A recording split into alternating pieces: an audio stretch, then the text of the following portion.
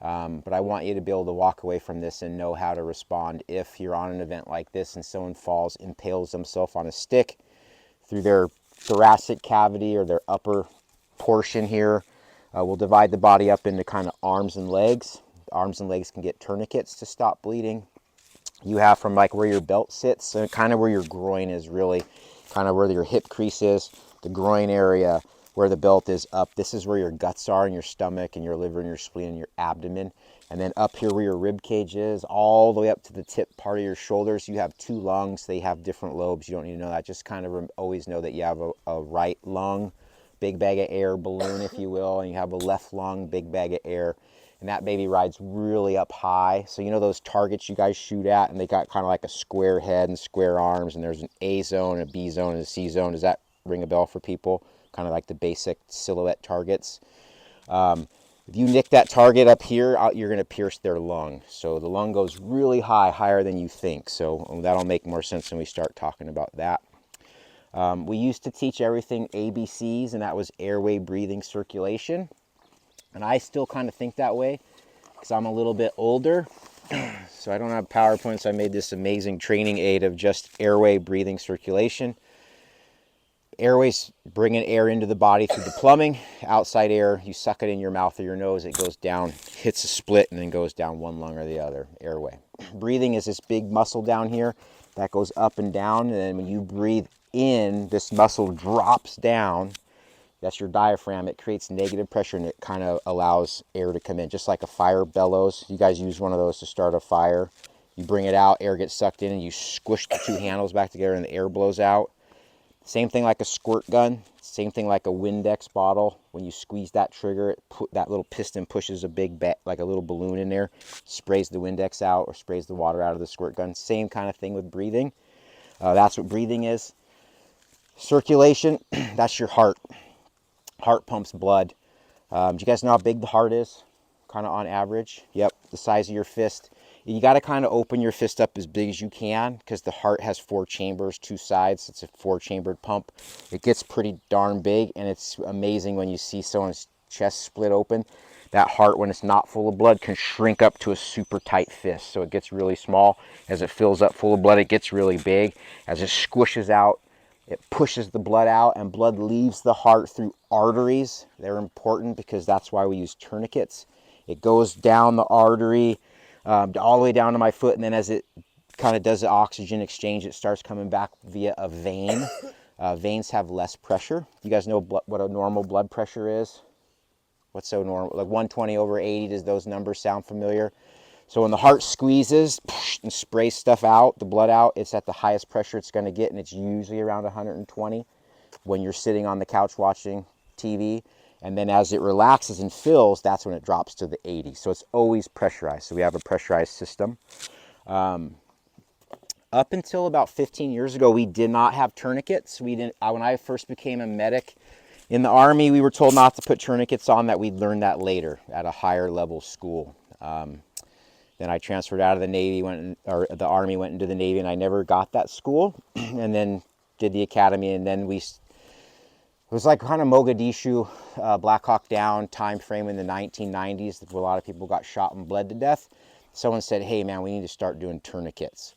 So they gave everyone a bandana and a piece of wood, and those really sucked. And then it was years later, a company came out with these guys. This is like a North American Rescue called a CAT tourniquet. That's why there's CAT is on there. Right now, all the military branches have this tourniquet as the recommended tourniquet. So I really recommend this guy to you. It's about $40 on Amazon. There are knockoffs that are half the price. That's this guy right here. This is the only knockoff I'd recommend. It's by Recon Medical, but it's about like $20. And I'll throw a tourniquet out to everybody, but just sort of look, you can tell this is not as high quality, right? It's sort of some cheap plastic. This baby's not going to last. But if you're buying a couple tourniquets for your car first aid kit or for your hiking first aid kit, $20 for 3 tourniquets, $60 later is a lot better than $40 times 3. But just kind of throwing that out there. There are a couple other kind of tourniquets that we'll go over. This one is awesome. It's harder to stop arterial blood. The special operators will all carry a couple of these guys, but what they found are kind of the average entry-level troops sort of screw these up. So they've taken them out of the inventory list and they don't really want them to use them. They've kind of got the rep of being not as good. That's not really true. They're awesome, but they're just like your toolbox. You always have a couple screwdrivers, Phillips, standard, and you need a couple sizes. You need that short little nubby one and that long, big ass one, and you need kind of one in the middle. This guy's kind of like that short little nubby screwdriver. It's great for that one tiny little job where you can't get the big one in there, but most people need the big screwdriver. I'll throw this guy around there. The Army guys used to like this because back in the day, 15 years ago, no one liked plastic or trusted it. So everyone wanted something that was metal. And I was in that camp until one time I needed one of these and the Humvee ran it over and bent the little thing and I couldn't use it. And then it got all rusty after like 8 years and it just turned into a piece of crap. This one's about 20 years old, but it's never really ever been used, but I'll pass it around so you guys can kind of see it. I talked about ABCs, airway, breathing, circulation. With TCCC, has anyone heard the March word before? This is a real big buzzword. No one's heard of that before.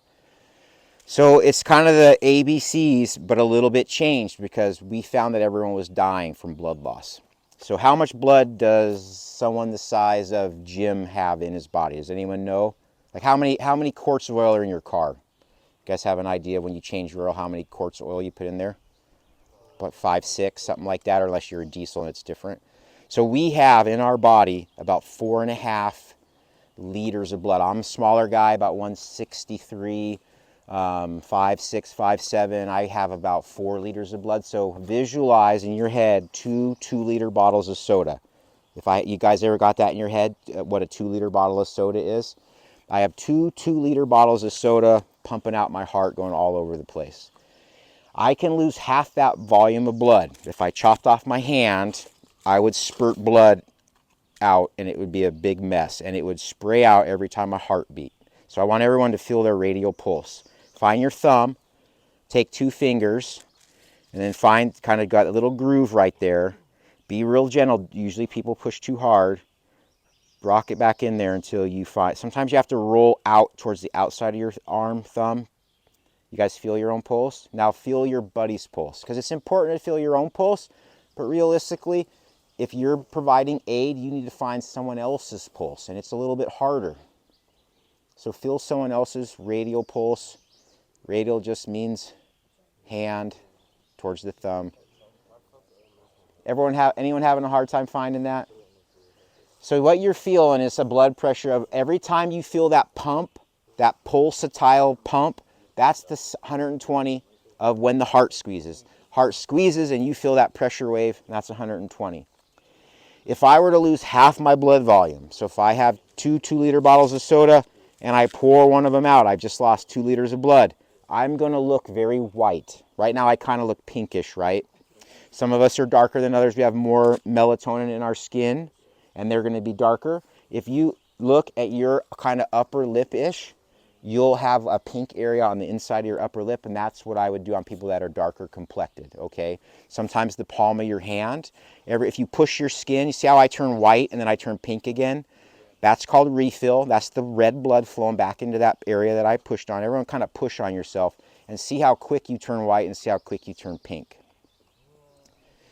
So when I come up to you as a medic, I'm looking to see if you're awake, first off. Are your eyes open? Are you able, do you know where you're at? If you're passed out, then I know you're not awake, okay? So that's probably not as good. If you look really white, that's not a really good sign either. I'll feel your pulse. When you lose half your blood volume, you get super tired and you're gonna be very close to passing out. That's not a good place to be. And if I were to feel your pulse and if you lost half your blood volume, I'd barely be able to feel it and it'd feel very weak. And it would probably be really fast because as you lose blood, your body says, oh shoot, I need to fix this, and it starts to increase the rate. So your heart rate jumps from about 60 to 80 beats a minute to maybe like 160 beats a minute. So it's like boom, boom, boom, boom, boom. Arterial blood, if I whack off my hand, I could kind of point at you and it would spray, it'd be like psst, psst, like a sprinkler, and it would shoot far. I could probably hit the guys in the back row, maybe even that house. I mean, it's really moving. I emphasize that because you need to stop that blood volume from leaving the body or that person is going to die. it's kind of actually easy to stop it most of the time. Now, if there's an arm or leg blown off, it's a lot harder. But if someone gets their hand taken off or their finger taken off, or their penetrating gunshot wound or stab to the leg or to the arm, those are relatively easy to fix. I usually have this training aid where I got this clear kind of 5-gallon bucket, and I'll fill it full of red water. I'll have a little hole in there, and I'll just stand here giving the talk with my finger over the hole. And I got 4.5 liters of what I like fake blood in this clear bucket. So when I take my finger off, and it's just spraying out, right? It's just kind of like pulling it out. It's not pulsatile like real water, but it's just like literally there's a stream of water coming out of the bucket. Kind of like your water spigot over there if you were to push the button and just let water pour out. You're like, hey dude, don't waste all our water, right? We only have 4.5 liters of water in there. All I have to do is take my finger, put it over the hole, and the problem's solved. We've got to get to a hospital to have someone sew that up, but as long as someone keeps their finger over the hole, no blood's coming out, so we're good, right? You're not losing any blood, you're not losing any water if it's the water jug example. So then I always ask, if you had a bloody nose, how would you stop your bloody nose?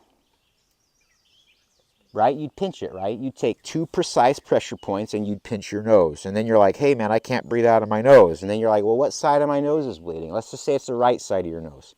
If you have a bloody nose out of the right side of your nose, you do not need to take 2 fists and press your nose. You don't have to take 2 hands and squish your nose. And if you try and do that to someone else with a bloody nose, they're going to not like you. They're going to be like, what the heck are you doing? Like, get your hands away from my face. I can't breathe with your hands there. My point is, you only want to provide enough pressure at a very precise point to stop the bleeding. The arteries are little pipes. The biggest artery you got is a little, well, this is the biggest one, the aorta right here. But as it bifurcates or splits down the legs into your femoral artery right here, it's only really about this big around. So it's not that big. And it's a pipe, a hose that runs down and brings the blood down. All I have to do is take my finger or a pair of little pinchy pliers, like needle nose pliers. I reach in there and I pinch it off. We're good to go. We can stay that way for a while. We got to get to a hospital before infection sets in, but the problem is kind of solved. What we do if we have a bullet hole or a amputation in our leg is we try and put direct pressure right on the artery, but sometimes it's so mangled and messy we can't see it. Sometimes there's pants on. And sometimes there's vomit and blood and motor oil and mud and dirt and all kinds of stuff stuck in there and you can't really see. So it's not as easy sometimes to put direct pressure on it. So then we have to kind of squeeze it. And the best way to squeeze it is with the tourniquet. So we put a tourniquet on and we tighten it up until we get that arterial blood to stop. So I'm going to throw some of these guys around. I want you guys to play with those. Take them apart, see how it works. You can't break them. I do want these back because these are actually the real ones that I'm going to use. I just sort of rated a kit. Probably not going to have enough of these guys. How high above the ring? About a hand's breadth, 4 to 6 inches, or about the size of a dollar bill. The rule is always go high, and if you go too low, you're going to have problems. So you don't want to be on top of it. So if I have a bullet hole right here, I'd probably put the tourniquet right about there. Right about here. So kind of like 4 to 6 inches or the breadth of a hand. I should be able to get the hand in between the bullet hole and then the tourniquet. These orange ones are a little bit easier to see. Guys, let's throw some of these out there. If you had like a finger cut off or a finger or two, like where would you say you put would you put it on your wrist, the tourniquet? Yep, so if I had something in my hands or my fingers, I would try and get direct pressure on there, get it to stop. And then I'd put that tourniquet right about here. It's for a hand injury. If the injury is like from my palm or my fingertips down to my elbow, I would kind of go right up in here. So the bicep's a little funny. You can't really get it on the bicep, so you're sort of, if it's in here, you got to kind of bring it all the way up between the bicep and the deltoid here. There's a natural groove there. The biggest thing with tourniquets is you have to reassess if it's working. So typically they're not put on tight enough. So you're like, put it on there, you're like, oh, I put a tourniquet on. But yeah, you didn't do a very good job because it's not tight enough. I'll tell you a story. And the moral of the story is the arteries, those blood vessels, are alive. So just like, who has had a calf cramp before? Right? Now, you always don't get calf cramps, right? But once in a while, you will get one heck of a calf cramp. Your arteries have a muscle. You can go and hold on to that guy.